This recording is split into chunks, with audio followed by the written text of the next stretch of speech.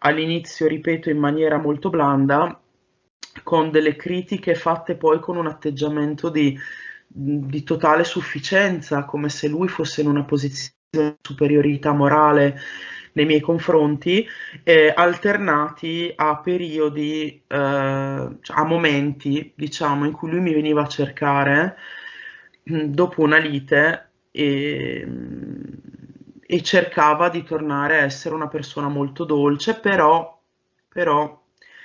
io gli chiedevo se si poteva discutere di quello che era accaduto, perché comunque io ho ben impresso da sempre il concetto di evoluzione personale, di relazione, anche culturale se vogliamo, anche spirituale se vogliamo, e è un concetto che mi sta molto a cuore, e quindi per far evolvere un rapporto secondo me serve una buona base dialogica. Non che io sia una maestra del dialogo, intendiamoci, le mie cavolate le ho fatte, posso averle fatte anch'io, però ecco, lui si rifiutava di discutere della cosa dopo. Quando mi veniva a cercare veniva come un bambino che viene a chiedere scusa alla mamma, ma neanche scusa, no, non chiedeva scusa. Veniva solo a fare le coccole, ad aggrapparsi a me, a tornare ad avere un atteggiamento dolce, scuse, niente scuse, però non voleva discutere. Cioè è saltato subito all'occhio quanto lui in discussione non si voleva mettere. E poi balza un po' all'occhio veramente il fatto che un uomo così istruito e colto, visto che appunto mi pare che poi fa parte del tuo ambito, dell'entourage accademico che frequenti anche tu, da quello che ho capito. Più o meno non abbiamo lo Più o stesso meno. tipo di formazione, però ci siamo Però. incontrati per interessi comuni su determinate tematiche. Quindi voglio dire una certa apertura mentale e anche una certa predisposizione al dialogo, insomma, ci si aspetterebbe, ecco, che ci sia. E invece in questo caso, a quanto racconti, non c'è stato. Ma in realtà lui ce l'ha anche la predisposizione al dialogo con gli altri all'esterno di casa, ma mi sono accorta che è una predisposizione superficiale, perché lui è disposto a discutere, ma è accaduto più di una volta che magari con conoscenze superficiali che non gli andavano a genio, che magari non andavano a genio nemmeno a me, però io non mi sarei mai comportata con loro come si è comportato lui. Al primo motivo di contraddirlo, diciamo, al primo episodio in cui queste persone magari non gli hanno dato ragione, lui ha smesso totalmente di calcolarle, e se dovevamo passare dei periodi anche a contatto con queste persone, anche abbastanza prolungati di qualche giorno, è successo per esempio durante una vacanza con una persona che era ospite peraltro in casa sua, lui non ti calcola, o se tu gli rivolgi la parola ti tratta male, cioè male nel senso molto freddamente, e dà anche delle rispostacce finché tu insomma non ti intimidisci, ti irretisci e te ne vai, insomma, ecco. Certo. È triste, credo sia una delle cose più tristi, al di là certamente degli abusi, ma anche il fatto che non c'è dialogo, che significa che non c'è intimità, di fatto, Sì. perché un'intimità profonda interiore a quel punto lì non c'è, che se non No, c'è. non c'è, e peraltro è la cosa che più mi è mancata. Sono probabilmente due le cose che mi sono mancate molto in questo rapporto.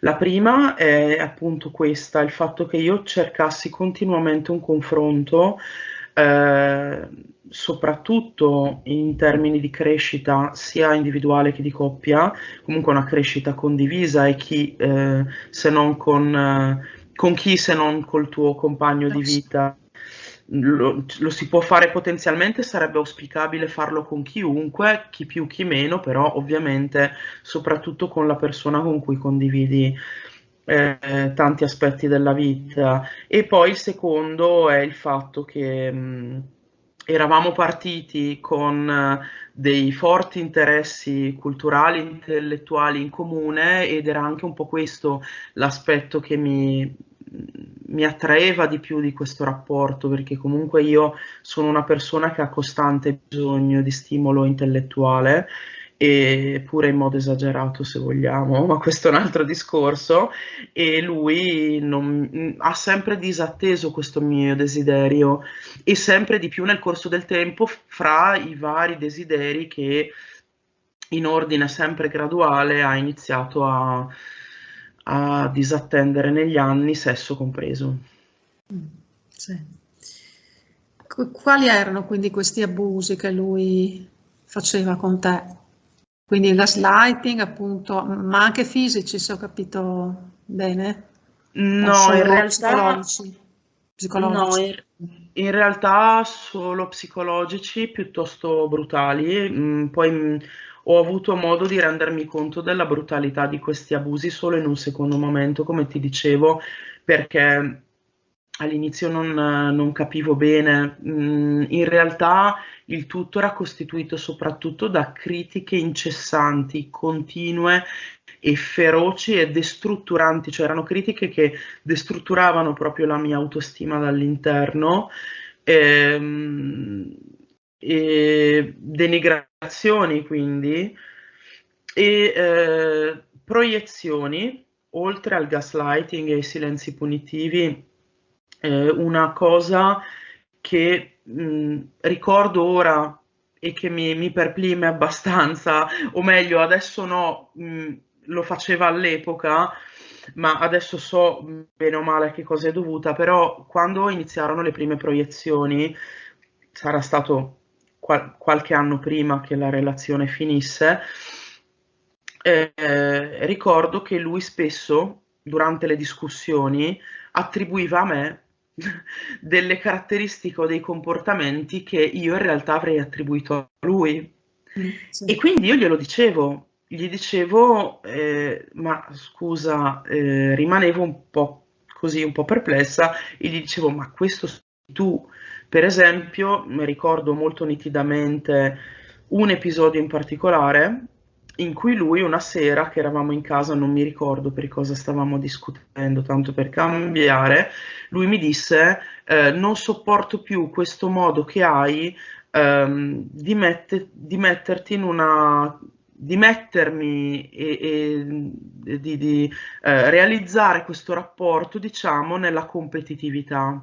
Cioè tu sei una persona nei miei confronti competitiva, e io gli ho detto no. Cioè posso avere tutti i difetti di questo mondo, ma io non mi metto in competizione col mio compagno. Se il mio compagno ha dei successi, sono felice per lui. Se io voglio raggiungere dei traguardi che non ho raggiunto e il mio compagno sì, mi impegno e magari gli chiedo una mano, magari gli chiedo un confronto, gli chiedo dei consigli, ma non... credo che provare invidia l'invidia è un sentimento umano, per carità, e dentro certe misure è normale, tollerabile, probabilmente per quanto io non ne sia particolarmente soggetta, posso averla provata anch'io, magari in modo non così grave e insistente per qualcuno, però sicuramente non per un mio partner. Cioè io la vedo come una cosa folle questa dell'invidia per il partner, e lui continuava a insistere con questa cosa della competizione, della competitività. Io non capivo perché lui mi stesse dicendo quella cosa, però avevo la netta impressione che in realtà fosse lui ad assumere Sì, questo atteggiamento. certo. Mm. Cioè, come se quindi ti volesse un subalterna, subordinata a lui. No, perché se addirittura parlava di competizione, insomma, e invidia, come dici giustamente, è chiaro che emerge anche l'invidia perché significa che lui vuole sentirsi non esautorato da una sua posizione che evidentemente sentiva o voleva avere all'interno del rapporto. Probabilmente sì. Diciamo che io ho sempre, da un certo punto in poi, come dicevo, ho, ho avvertito questa modalità predatoria che aveva lui di relazionarsi, nel senso che e glielo dicevo chiaramente che secondo me lui voleva prevaricare all'interno del rapporto. Mm. Alla fine poi l'ha fatto proprio apertamente, nel senso che è arrivato a dirmi cose, soprattutto in fase di scarto, che potevano essere, per esempio, frasi come: se tu avessi fatto quello che ti dicevo io di fare, se tu facevi quello che dicevo invece di far di testa tua, e gli dicevo: ma scusa, è perché tu non devi fare quello che ti dico io? A me non piace questo rapporto basato sul io ti dico cosa devi fare, tu devi eseguire.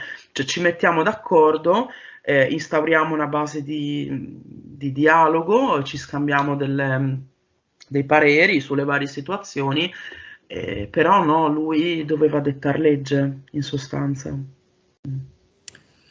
E lui ti supportava a livello materiale, no? Da quello che ho Sì, capito. Può essere io anche penso. questo uno, diciamo, dei motivi per cui in realtà lui magari non lo faceva in maniera così spassionata, tutto sommato. Cioè, magari gli pesava il fatto che ti aiutava sul piano economico. Allora, diciamo che io ho vissuto in casa sua e infatti me ne sono poi dovuta andare io, nulla ho potuto perché comunque lui, sì, probabilmente gli pesava, però non ha mai voluto nemmeno compilare la documentazione per un'unione civile, non dico matrimoniale, però ecco, sempre con la scusa che chissà come andrà in futuro. E questo me l'ha detto sempre dall'inizio della convivenza. E la convivenza è durata 6 anni. Quindi o non la fai durare 6 anni, Sì. oppure ti dai una mossa e prendi una decisione, insomma, perché però sì, sicuramente lui mi ha molto supportata da un punto di vista economico, anche perché comunque io mi sono trovata in difficoltà nella vita, soprattutto nel periodo in cui mi sono messa con lui, e da un punto di vista lavorativo e economico lui mi ha portata a vivere con sé in questa casa, in questo appartamento, e poi io comunque ho sempre voluto lavorare, non ho, stavo per raggiungere, perché poi ho sempre studiato nel mentre, avevo un obiettivo da raggiungere che peraltro a livello lavorativo, che peraltro non ho ancora raggiunto, ma spero di farlo presto, ma comunque qualcosa, almeno negli ultimi 3-4 anni di convivenza ho fatto, perché io da lui non mi volevo far mantenere. Lavoravo meno ore di lui e guadagnavo decisamente meno. Non abbastanza da mantenermi al di fuori di casa, ma comunque il mio obiettivo era quello. Cioè, volevo comunque lavorare anche a livello di studio, in modo sicuramente tardivo, ma ho avuto delle vicissitudini nella vita che mi hanno portato a studiare tardi, nonostante il mio amore per il sapere, e comunque volevo migliorare la mia situazione, la mia condizione, cosa che sto cercando di fare tutt'oggi. Però sì, lui mi ha aiutata. Ma E cosa mi ha sta? aiutata e... Prego? No, perdona se ti ho interrotto, pensavo stessi ultimando. No, dico secondo me, e poi concludo, però questo suo aiuto che io non ho mai disconosciuto e che riconosco tutt'oggi, che mi ha confusa per tanto tempo anche circa le sue intenzioni, i suoi sentimenti nei miei confronti, e che lui non mancava di rinfacciarmi, di farmi pesare, in realtà probabilmente è stata l'esca perfetta, perché lui comunque mi ha mantenuta, come dire, in una sorta di ostaggio, per carità cosciente, perché io non è che venivo tenuta chiusa in una cantina incatenata fisicamente, però con la manipolazione, eh, diciamo che mi ha creato una bella ragnatela anche a livello materiale e fisico, senza mai comunque prescindere dalle mie stesse responsabilità, su questo voglio essere chiara, però secondo me la sua intenzione era quella. Quindi quella è stata una trappola e anche un alibi nello stesso tempo per Sì, lui. Secondo me sì, anche perché lui ha molto questo atteggiamento un po' con tutti, come accennavo anche all'inizio, di voler aiutare, di prodigarsi, di far vedere che si prodiga per aiutare quando le persone sono in difficoltà e hanno qualche difficoltà, ma non solo in realtà di ordine pratico o materiale, anche di ordine morale. Per esempio, una volta si è prodigato per difendere una nostra amica comune che era vittima di calunnia, che era vittima di diffamazione e si è preso i suoi 5 minuti di gloria facendo l'eroe davanti a tutti e difendendola davanti a tutti e diciamo acquisendo pienamente la fiducia di questa persona oltretutto. Eh sì. Come mai lui si è costruito, ecco, questa immagine secondo te? Cioè in che modo se l'hai costruita poi, tra l'altro? Ma io, Cioè cosa lo spinge, insomma? allora, dal mio punto di vista, lui è perfettamente cosciente di quello che fa. Cioè, oddio, non so fino a che punto lui sappia o comunque ritenga di fare del male, nel senso che faccia del male se ne rende conto, perché comunque quando, e io ne sono stata purtroppo mio malgrado testimone diretta, quando qualcuno piange a causa sua o quando qualcuno comunque sta male a causa sua, qualcuno mi riferisco a me perché lo fa solo nell'intimità domestica, chiaramente. Però diciamo che lui ne trae godimento perché l'espressione del suo volto e anche il tono di voce che assume e le risate che ogni tanto gli scappano sono quelle di una persona che si sente soddisfatta. Quindi lo sa che fa del male, però ecco, secondo me alle volte mi ha dato l'impressione di essere anche uno che si sente in diritto di farlo.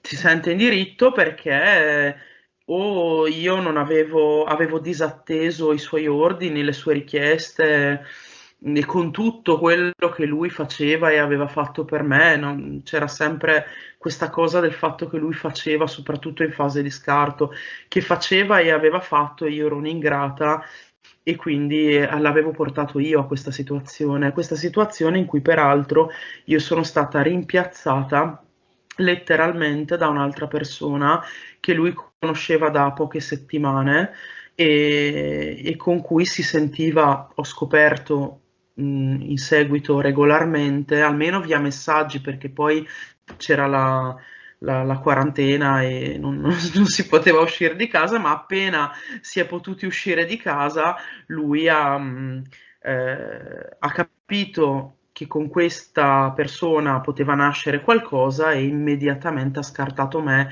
dopo quasi un decennio di relazione. Quindi comunque c'è stato lo scarto proprio nel senso classico del termine e ovviamente se già triangolava da anni con qualsiasi cosa gli capitasse a tiro, soprattutto il cellulare, io ricordo con grandissimo senso di frustrazione e di sofferenza i momenti in cui tentavo disperatamente di comunicare con lui e imbastendo anche dei discorsi sui massimi sistemi, come peraltro io sono solita fare, forse sbagliando in alcune situazioni, ma cercando comunque di prenderla larga, di partorire 1000 rami e di fare 1000 giri, per poter spiegare quanto più efficacemente come mi sentivo, dove secondo me avremmo dovuto andare, come secondo me ci saremmo dovuti comportare e lui lo vedevi con lo sguardo incollato perennemente al telefono o alla televisione o al computer e, e da lì non si scollava e quando percepiva la mia crescente frustrazione in questa situazione, lui abbozzava il suo solito ghigno soddisfatto di essere riuscito nell'intento. Secondo me il modo per rispondere alla tua domanda che ha lui di rendersi utile e di passare per una persona molto solerte, il classico l'impressione che io ho avuto e che hanno tanti inizialmente è che si tratti quasi del classico bravo ragazzo d'altri tempi, come non esistono più, no? La persona solerte nei confronti della collettività, nei confronti dei familiari, anche delle persone. Avevamo diversi conoscenti molto più anziani di noi che lo adoravano perché lui si prodigava per loro quando loro avevano bisogno di qualcosa e secondo me lo fa proprio per mascherare questi suoi veri intenti. Questa è la cosa veramente più inquietante Quindi della anche quello è un persona. alibi, una sorta di alibi, un modo per nascondere, per celare, per spianarsi la strada in qualche modo. Per spianarsi la strada assolutamente lo faceva secondo me. Mi vedi ancora? Sì, sì, sì. Ah, Sì, ok, perché io non ti vedo più, aspetta. Secondo me lo faceva anche con intenti chiaramente machiavellici, perché era come un modo per affiliare a sé queste persone, per fare in modo che lo accreditassero, gli dessero fiducia e che poi fosse anche più difficile una volta che fosse saltato fuori qualcosa, perché per esempio io mi sono trovata a fare i conti con questo aspetto, con questa ragnatela che lui aveva intessuto ehm, anche intorno alle nostre conoscenze comuni, mi sono trovata a fare i conti con loro perché chiaramente tanti di loro non credevano che lui fosse capace di qualcosa del genere e ovviamente quando poi si è presentata la campagna diffamatoria da parte sua in cui lui ha raccontato peste e corna rigirando frittate a più non posso sulla sottoscritta, cioè prendendo magari dei difetti reali o degli accadimenti anche più o meno reali, verosimili, diciamo, che potevano essere accaduti, la cui responsabilità era ovviamente mia, però li ricamava, li ingigantiva, li esagerava, si inventava dei particolari e secondo me anche tante persone che comunque stimavano anche me, quindi non volevano credere che io fossi pienamente quello che lui raccontava, però hanno pensato che magari, secondo me, hanno pensato che magari io presa da questo dolore, da questa sofferenza, dall'umiliazione di essere cacciata di casa dal mio convivente, magari l'abbia esagerata un po', perché io all'inizio non parlavo soprattutto mentre ero in casa. Poi ho cominciato a provare a raccontare ad alcune di queste persone quello che è accaduto e quelle che veramente mi hanno creduto a mani basse sono state una minor parte. Quindi c'è qualcosa di diabolico anche in questo uomo, perché cioè, sembra che lui sia alquanto consapevole della sua bravura, della sua capacità manipolativa.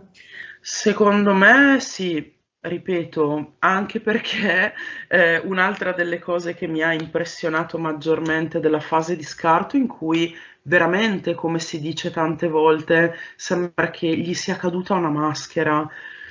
Sembra quasi che lui abbia tratto godimento sfrenato, sembrava quasi in una fase di delirio di onnipotenza e quindi tutto poteva anche rivelarsi, anche a scapito di un eventuale rapporto futuro, però questo di fatto l'ha fregato perché è stato poi lì che io mi sono resa conto pienamente del punto in cui poteva arrivare, però lui pensava di poterlo fare e quindi mi ha detto, c'è stata una sera in particolare in cui io, discutendo con lui, ho cercato di mettere in atto qualche contromanipolazione, sebbene ero sicura di non riuscire a farlo, di quelle che tu hai insegnato nei tuoi video. Devo dire che solo in quell'occasione, in questa umiliazione generale, generalizzata, sono riuscita un pochino a tenergli testa all'interno della discussione e a un certo punto, incredibilmente, lui balza in piedi e mi ha detto: ma tu per chi mi hai preso? Ma chi ti credi di essere? Guarda che io queste manipolazioni le conosco tutte. Ma le conosce tutte perché per sua intima predisposizione, perché le ha apprese, le ha studiate? Non ne ho la più pallida idea, so che sicuramente lui era interessato anche a queste questioni, magari non del tutto dichiaratamente manipolativi, però insomma comunque era interessato a tanti poteri della mente, chiamiamoli così. Sì. E, e fra l'altro un interesse che condivide con altri soggetti che secondo me sono in tutto e per tutto come lui, in particolar modo uno. Comunque io in quel momento, nel corso di quell'episodio, semplicemente troncai dicendo: ah beh, mi arrendo, sicuramente il maestro qua dentro sei tu. Certo. E lui abbozzò un sorriso mezzo imbarazzato, come dire, vabbè, ormai le carte sono scoperte, però ecco, non mi aspettavo che arrivasse addirittura a dirmi frasi di questo tipo.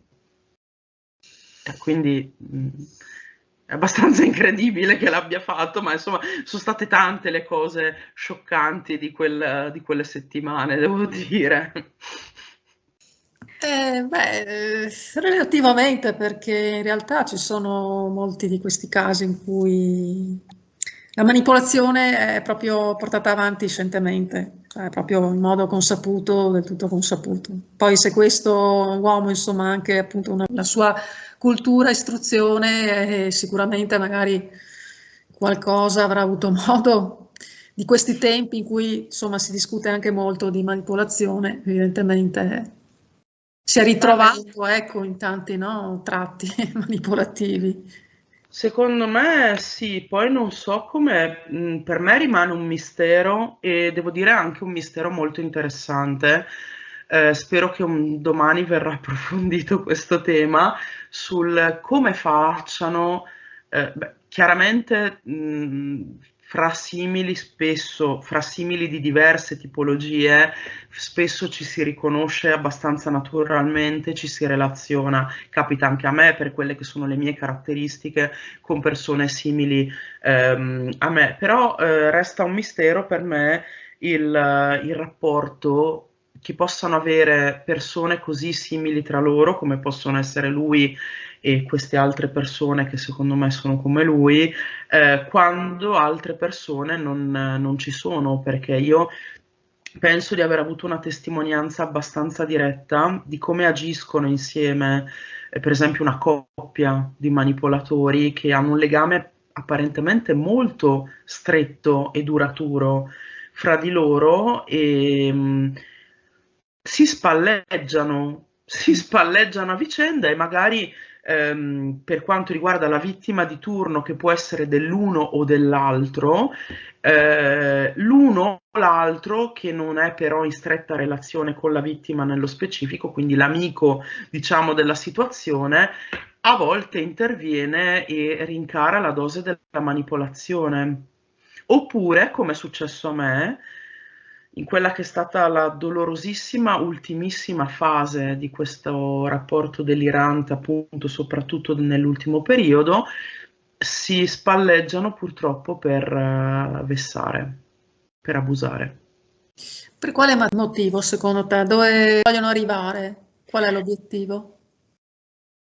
Ma, insieme non ne ho la più pallida idea, cioè ognuno ha le sue motivazioni per cui arriva a svalutare così pesantemente e a vessare, a maltrattare una persona, probabilmente l'altro gli dà un manforte perché è un modo anche per lui per abusare, perché è sadico anche lui e quindi se può Può essere, mandare. può essere anche per accattivarsi l'amicizia, ancora di più l'amicizia dell'altro? Complicità, quindi. Questa è una sicuramente delle ipotesi. Secondo me ci possono essere molteplici ragioni. La prima che ho constatato io è che sicuramente è bruttissima come immagine da far passare, però è quella che mi è venuta in mente prima di tutto quando ho vissuto questa situazione, è che a tradimento e con un tranello il mio ex abbia invitato questa persona con la scusa, scusami, dell'aiuto a mandarmi via di casa, però dell'aiuto nei miei confronti, a fare il trasloco, a spostare le cose, eccetera. E come dire, tieni, questo è il mio pasto, me ne sono nutrito per tanti anni, oggi che tu invece non hai mai potuto farlo perché ti sei sempre finto suo amico fraterno, oggi ne puoi mangiare anche tu apertamente. Quindi ci dividiamo questa goduria infinita, perversa, questo divertimento sadico insieme. E niente, questo poi diciamo incrementa ancora di più il nostro legame, poi sì, si fanno i favori a vicenda, sicuramente. Mm. Sì, sì, sì, sicuramente esserci anche questo. Quindi comunque un ritrovarsi nella malignità, nella pura istinto distruttivo e sadico, appunto. Sì, poi fra l'altro, ripeto, se lui bisogna avere un occhio veramente tanto allenato per accorgersi o comunque una sensibilità molto spiccata nei confronti di questi fenomeni, per accorgersi di qualcosa, di una penombra, di quello che lui possa davvero essere nel privato. Per esempio, per quanto riguarda quest'altra persona, che io ho frequentato pure per anni e che consideravo una vera amicizia e che mi ha tradito in qualsiasi peggiore modo un amico possa tradire, perché mi ha vista nel momento peggiore e anziché diciamo frenare i comportamenti dell'amico, favorire un dialogo, fare da pacere o anche solo consolarmi, lui gli ha dato manforte. Mi hanno bullizzata, mi hanno riso in faccia, mi hanno maltrattata, mi hanno vessata insieme, e questo, se il mio ex era già da anni che comunque gradualmente aumentava questi comportamenti che io peraltro già conoscevo, per me riguardo a questa persona è stata totalmente una sorpresa, una pessima sorpresa, pareva un incubo. Io non me l'aspettavo, l'ha fatto proprio a tradimento. Non te l'aspettavi da lui, ma anche dall'altro? Dall'amico non me Dall'amico? l'aspettavo. Sì, Sì. dall'amico, perché comunque ormai, diciamo, lui avevi capito come buttava la cosa, Però com- loro sembrano sempre inconsapevoli, no? Mm. Loro da un certo punto in poi, quando tu gli spieghi che i loro comportamenti ti feriscono, che forse dovrebbero comportarsi in un'altra maniera, gli spieghi come ti senti, loro fanno orecchie da mercanti e fingono di non capire, ma per me a questo punto fingono, non è possibile, cioè sicuramente c'è una base di non comprensione profonda, come peraltro hai spesso detto anche tu, perché quando manca l'empatia, chiaramente non è che puoi immedesimarti così tanto, come mi disse lui stesso una notte che io piangevo e che lui venne a lamentarsi con me perché io piangevo e non lo lasciavo dormire, e quindi è venuto a insultarmi perché io facevo baccano e lui doveva riposare. Alla mia domanda, ma scusa, ma tu come ti sentiresti al mio posto? Lui mi ha risposto candidamente, non lo so. Ha alzato le braccia al cielo e secondo me è stato sincero, però comunque sanno che gli altri funzionano in modo differente e sanno quando soffrono, e quindi non gliene frega niente. Il problema è che secondo me l'opinione, per quello che ho potuto esperire io, l'opinione che hanno di chi soffre è un'opinione assolutamente negativa. Loro ci vedono una debolezza che disprezzano perché non la capiscono. Certo. Che disprezzano anche perché la debolezza la vedono come proprio una cosa, una subalternità, una forma anche, se non di sottomissione, però appunto un po' come se il debole fosse lì alla mercé, alla loro mercé. Sì, sì, che poi sì, per il loro divertimento, che poi tra l'altro non c'è nessuno di più vigliacco e quindi di più debole di Sì, loro, certo. perché in pubblico questi atteggiamenti non li assumerebbero mai, li assumono solamente quando sanno, in modo peraltro molto sadico, perché impediscono alla vittima financo di cercare aiuto, eh, ovviamente sempre con atteggiamenti manipolativi sia nei confronti della vittima che nei confronti di terzi con cui magari la triangolano, però il discorso per sommi capi è questo, ecco, si nascondono e quindi sono l'antitesi del coraggio. Ci vuole cuore, come dice la parola stessa, per avere coraggio, ecco, loro non ce l'hanno, loro sono machiavellici, sono strumentali, sono calcolatori, per certi versi, dal mio punto di vista, sono più forti perché chiaramente chi ha sangue che gli scorre nelle vene, sangue che pulsa, sangue vivo e ha un cuore che batte, è chiaramente più predisposto alla sofferenza e anche all'attacco da parte degli altri rispetto a chi metaforicamente non ne ha uno o non ha nulla da perdere in questo senso, però più forti sì, ma fino a un certo punto, perché una volta che comprendi i loro meccanismi, gli empatici possono sperimentare il coraggio. Purtroppo questo è uno stato d'animo che loro non possono mai sperimentare. No, infatti, sono assolutamente d'accordo. E comunque, ritornando solo un attimo al discorso della madre, che è così significativo, cioè balza un po' questa cosa a un certo risalto, il fatto che la madre comunque sembra che sia consapevole del figlio in qualche modo. La madre mi ha confessato in quella sede molto confidenziale. È una buona persona, ha avuto diversi problemi personali, e, è separata dal marito e non lo so se ha approfittato di questa mia confidenzialità per scagliarsi per l'ennesima volta e probabilmente ha ragione contro l'ex marito, però ha paragonato il figlio all'ex marito e diciamo, agli abusi psicologici che avrebbe subito dall'ex marito. Ah.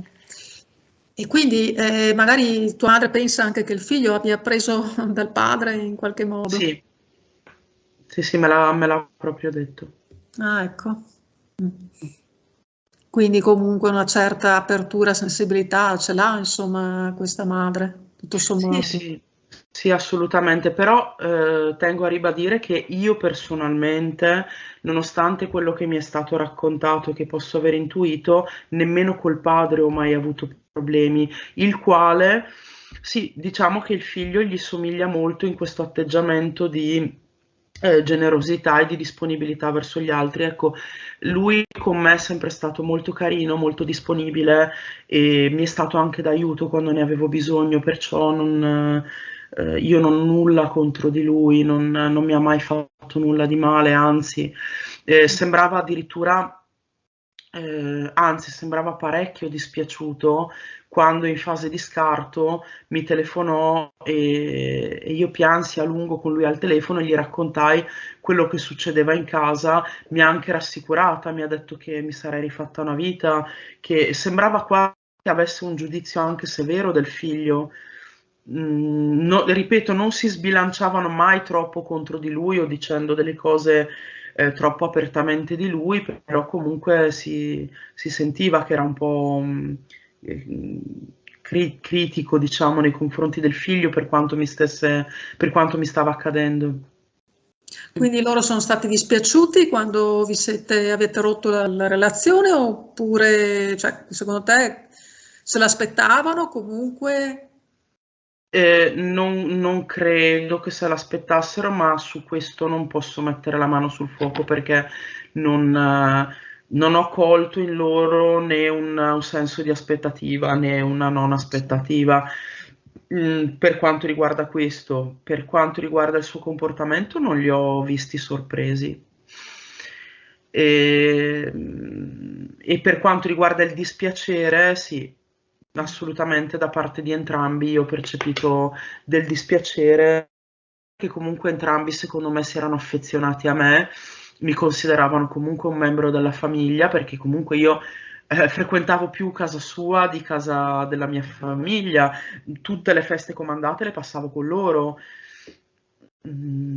quindi comunque ero a tutti gli effetti un membro della famiglia, so che è molto dispiaciuto, sì, e a me è dispiaciuto perdere loro comunque.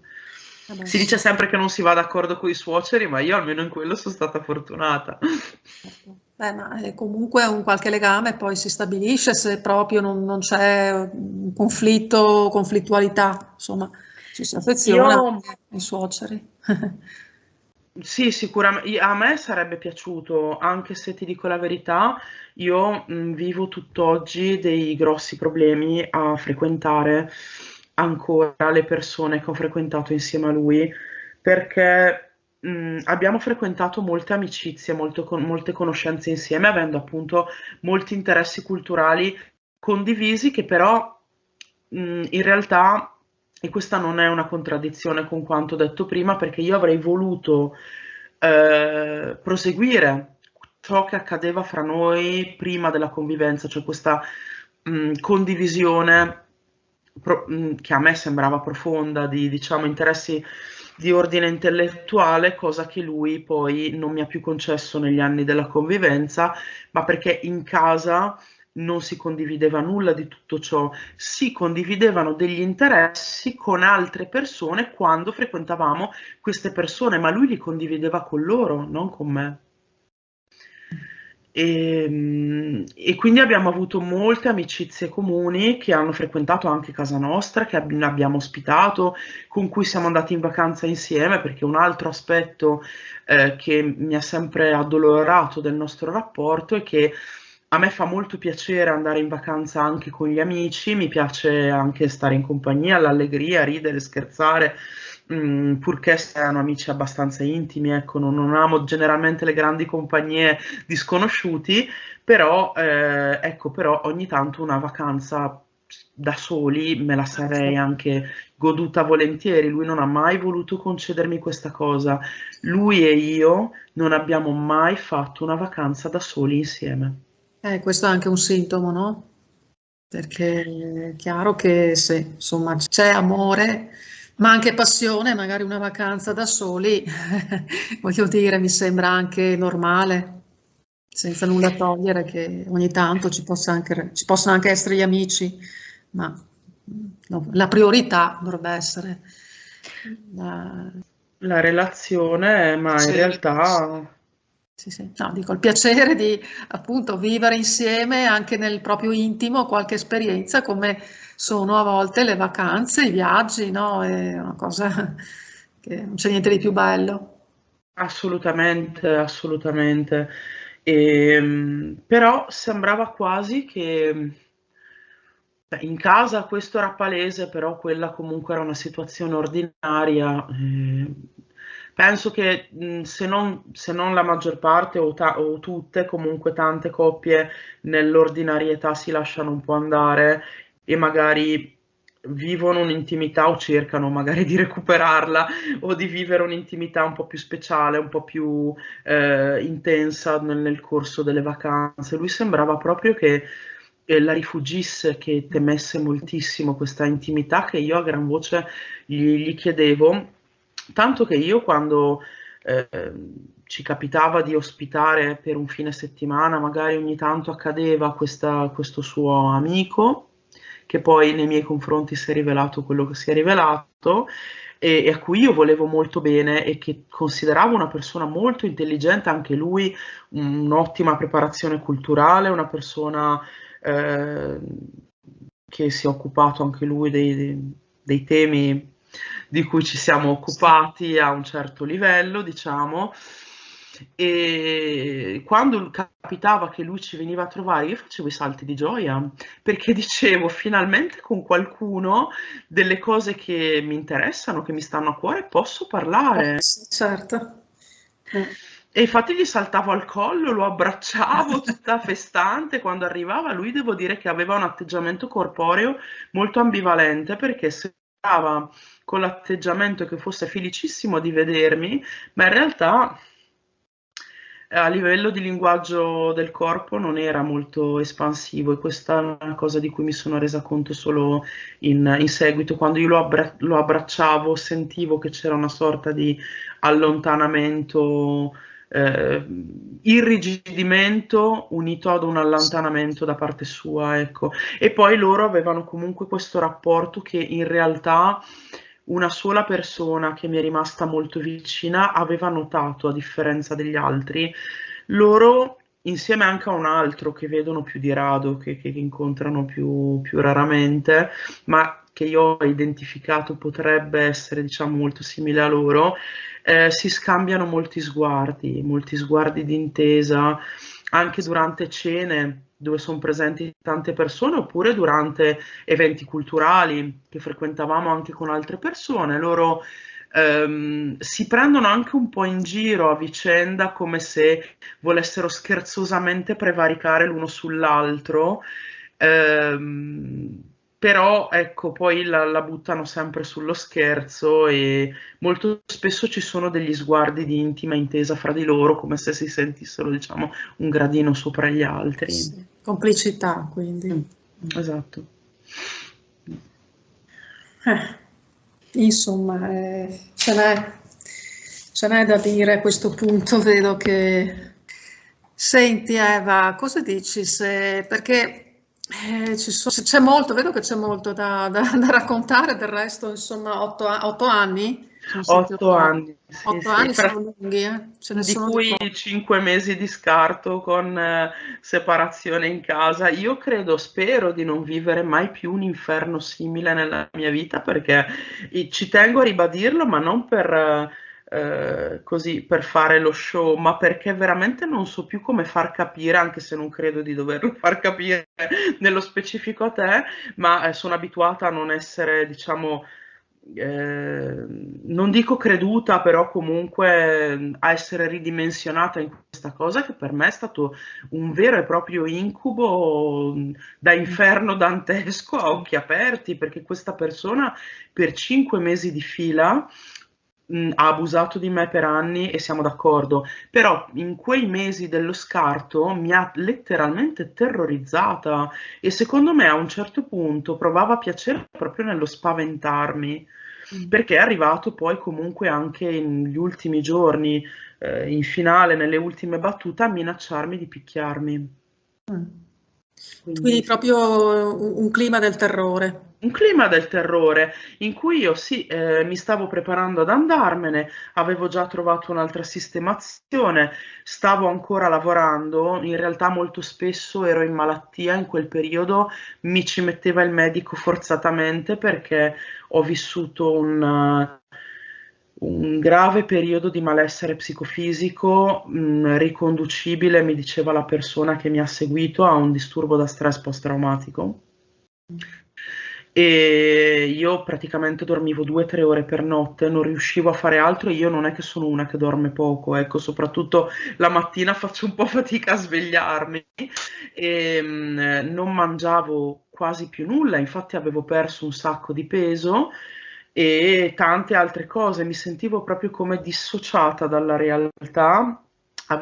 Era piena estate, ma avevo dei brividi di freddo lungo il corpo, avevo sovente mal di testa, mi sentivo mancare, comunque stavo molto male fisicamente, avevo questa depressione tremenda addosso e lui vedendomi così Gioiva, aumentava. cioè godeva, diciamo. Non solo godeva, ma rincarava la dose, cioè Incaravalla. voleva proprio vedermi, secondo me, morta a questo punto. Comunque, l'immagine che io avevo in quel momento era di un bambino divertito e in preda a un'estasi di onnipotenza che ha un giocattolo ormai rotto e prossimo alla morte steso a terra e che si diverte a saltarci sopra continuamente e che ride, cioè almeno io penso per immagini, Sì, quindi sì, sì, sì. spesso ho queste immagini che mi Sì. viaggiano per la mente. Il resto. Vuoi che riprendiamo, Eva? Così parliamo magari proprio di questi, se non è una cosa troppo sofferta per te, diciamolo, dolorosa, potremmo anche spiegare effettivamente anche questi mesi in cui, insomma, di travaglio, in questo scarto lungo. E anche questi abusi, il gaslighting, il silenzio punitivo, cioè come avveniva per spiegare anche come si scatenava, cosa magari lo metteva in moto, insomma un po' tutte queste cose, cosa Sì, dici? sì, sì, sì, assolutamente.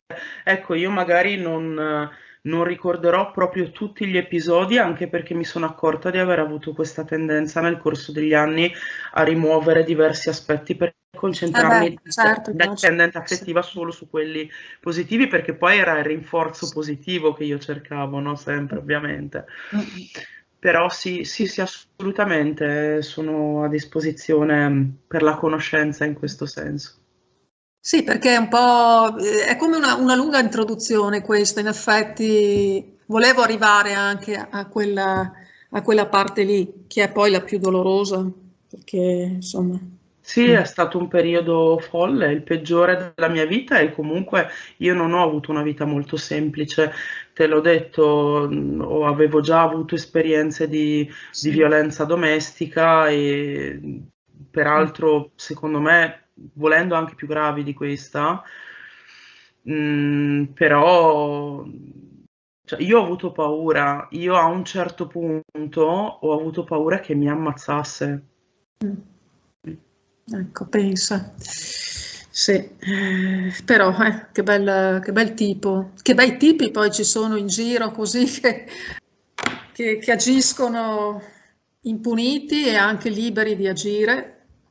A me la cosa che spaventa di più di questa situazione che abbiamo introdotto stasera e che mi spaventa tuttora, ma che mi ha letteralmente scioccata inizialmente quando queste maschere sono cadute, quando ho visto di che cosa realmente erano capaci, è stato l'incredulità per non essersi resi conto di chi erano veramente e non essersene resi conto per anni relativamente soprattutto alla persona che vive in casa con te, mi fa pensare a loro come delle persone fatte un po' come delle cipolle a strati.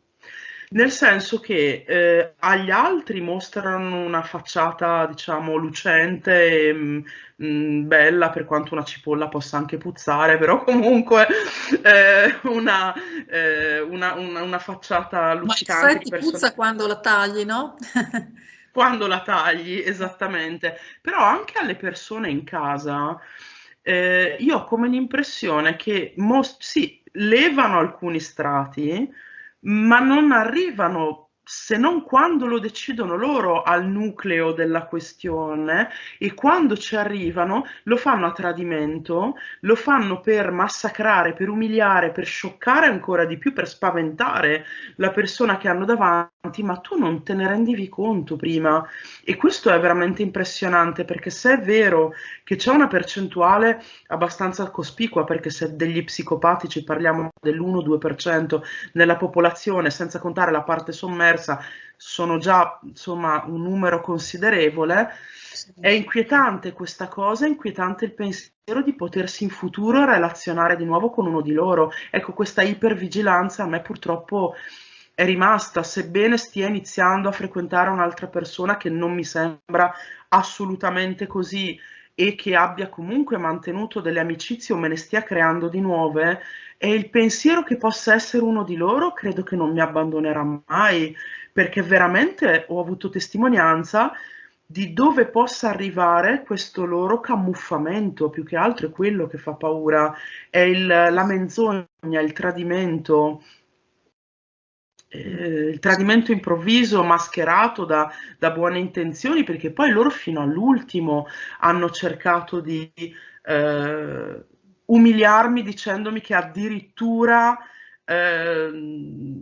buttarmi fuori di casa, per esempio, lo stavano facendo per me. Cioè lui è arrivato a ribaltare la frittata, e poi concludo, nonostante mi stesse levando tutto perché mi ha costretta a licenziarmi, mi ha mandata fuori corso con l'università in questo delirio di 5 mesi che pareva non finire più. Ovviamente ho perso la casa perché era casa sua, ho perso comunque il suo supporto da vari punti di vista, per quanto ecco, potevo anche farne meno probabilmente, però lui me l'ha girata in modo che il fatto che addirittura mi stesse procurando gli scatoloni per fare il trasloco, e siccome io non avevo abbastanza denaro per chiamare un'impresa che mi aiutasse a portare i pacchi da una città all'altra, perché poi per un periodo io ho vissuto in un'altra città, era non ti vergogni, mi diceva, con quello che sto facendo per te.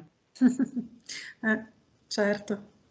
Cioè ti sta spedendo via e ti ha regalato anche sì, gli scatoloni o l'impresa, quindi sì, Sì, certo. è una cosa pazzesca, senza contare il fatto che io soffrivo anche per ragioni sentimentali, io questo non lo posso negare, era tanto tempo che io meditavo di lasciarlo, ma non certo per poco amore, cioè io avrei voluto che le cose fra noi si risolvessero, però chiaramente se le cose fossero andate avanti così, io pensavo sempre fra me e me, prima o poi dovrai lasciarlo, perché non è possibile andare avanti in una situazione di questo tipo. Quindi comunque io provavo un forte legame, amore, affetto nei suoi confronti, cioè gli volevo proprio bene, mi dispiaceva addirittura per lui che lui fosse così, ho pianto anche per questa ragione, lui mi ha sbandierato per mesi e mesi davanti le sue uscite con quest'altra e triangolando in modo molto spudorato perché l'ha sempre fatto negli ultimi anni,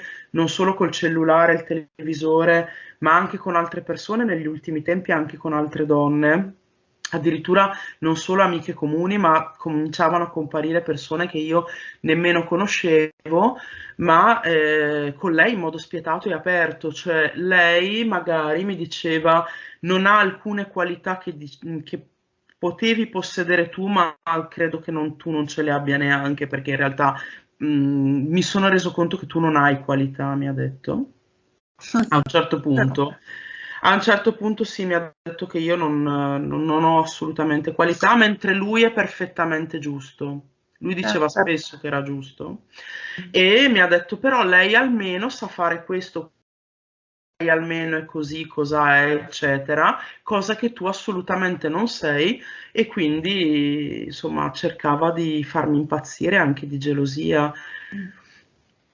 Vabbè, dai, e parleremo anche di questo allora, magari se hai notizie di questa, anche se non è che deve interessarti, insomma, nel senso, però magari Qualcosa ogni tanto mi giunge all'orecchio, però sono cose molto blande e io mi aspetto anche che sia così perché se in una convivenza da una convivenza non traspariva se non forse uno 0,1% agli occhi degli altri, anche degli amici più intimi, rispetto ai suoi comportamenti, posso anche immaginare che con questa donna, con cui peraltro non convive da quanto ne so, anche se continuano a stare insieme, e che vede anche sporadicamente insieme agli amici, probabilmente ha cambiato giro perché tanti si lamentano del fatto che non si faccia più vedere né sentire, non credo che trasparirà poi molto, a meno che, come capita spesso in questi casi, almeno ho sentito dire, confrontandomi anche con altre persone nei gruppi di mutuo aiuto che ho raggiunto poi in seguito, che hanno vissuto la mia medesima esperienza, capita da quanto ne so non di rado che la persona con cui sono state sostituite in seguito poi cioè le contatti per chiedere un confronto e allora io lì sarò disponibile sicuramente. Se dovesse accadere, sì, chiaramente. sì, sì, sì, certo. Senti, Eva, io intanto ti ringrazio tantissimo. Poi Grazie. riprendiamo perché anch'io avrei molte altre domande da farti, magari anche io immagino che nella comunità, insomma, molti possono avere delle domande da farti, se ci sono le raccogliamo e magari la prossima volta ecco, andiamo avanti con questo racconto, visto che insomma ci sono tante cose da sviscerare, a quanto pare. E poi dalla così luce, dalla, come dire, dalla prospettiva anche di un'antropologa, cioè vedo che tu hai Non molto da quella di un'archeologa, psicologa non lo sono ancora, quindi anche archeologa dell'anima, ecco, mettiamola così, della psiche.